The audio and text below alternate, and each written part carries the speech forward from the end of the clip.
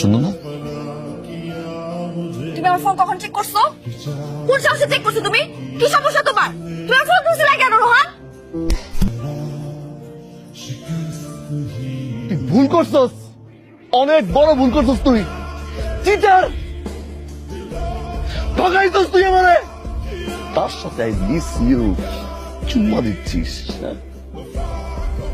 ছবি পাঠাচ্ছিস। বের হচ্ছি, তাড়াতাড়ি আসো, পিক করো, আমাকে নিয়ে যাও, বের হবো। আমার সাথে থাকা অবস্থা লাগিস ভার্সিটিতে। আজকের পর থেকে তুই আর কোনোদিন আমার সামনে আসবি না। I hate you, I hate you.